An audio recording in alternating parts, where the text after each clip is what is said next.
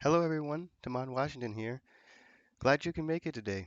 Today I wanted to be able to showcase to you guys how to create characters from scratch and how to take a character that you just designed and be able to add more depth, add more character, add more, thought to the character from its very beginnings and to be able to see it through towards the very end in a relatively simplistic way without getting too much into the storyline and plots for the character itself. Let's get into it. So, to begin with, I want to show you an already created AI art that I made. Well, I didn't make AI made it of a werewolf king. So as you can see, the werewolf king has chains, more European in appearance. This is just just an image to just give you an idea, give you a grander understanding of what the character can be like, what the character can truly become. There's different variations of the werewolf king as a design, as you can see. Now, what's most important in regards to this is that when it comes to character creation, you have to focus very specifically on how each and every character, is designed from the ground up, so to speak. So, for example, if we're going to take the more European looking version of the character that I made, what you'd have to do is that you'd have to, actually apply something that's more Eurocentric so that it matches with the character, so that it all makes sense, it all becomes cohesive. So, looking at that character before, the more European aspect, would you focus on having to be more, a German or a French, maybe even a Spanish werewolf? If one looks at the deep history of werewolves, because the historical account focuses a whole lot more on like how far deep it goes, that actually showcases influence from the Balkan states, southeastern Europe, Greece, and especially northern Europe and central Europe.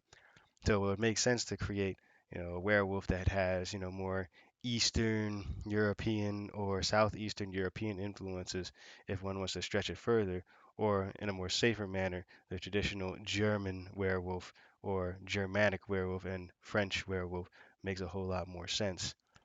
Case in point, a good example of like being able to expand upon it even further than that is taking something as far Northern European as you can possibly say, and this is from Castlevania Portrait of Ruin, and this is essentially a werewolf in London, similar to the movie, but definitely in a more macabre appearance in order to showcase, strength of character, violence, cruelty, a truly dogmatic, a truly violent character. Yeah. And when you create characters in this manner and you focus on like art style, you focus on combining the art style with the clothes, with the character's naming convention, with how the character is going to interact with other characters, it truly just makes more cohesive, just downright better character to be able to use in a story, especially when it comes to the names. For example, you can give a character a name like Henry Christopher, and you can use Henry Christopher as standard. Or, better yet, you could take such an English name and you can Germanicize it. You can make it more French. You can make it more Greek. You can change it in order to fit the narrative and to fit the time and the place that you want your character to be in, to give it that kind of historicity, to give it a kind of feeling that evokes that kind of emotion out of a person when they either read the character, if this is in a story, or better yet, if this is a video game, when they play the character and they see how the character is, interacting with the outside world. Especially case in point, pointing back at Portrait of Ruin, it's very important because it showcases, cohesiveness. It showcases everything matching together, all these different individual pieces fundamentally just locking together, meshing together to make the story cohesive. So it doesn't just necessarily throw people out of the balance when you take, a werewolf and then you give it a Hindi sounding name when there historically were no Hindi werewolves. You would have to stretch and do more in order to make that kind of a character function in whatever world that you're trying to create.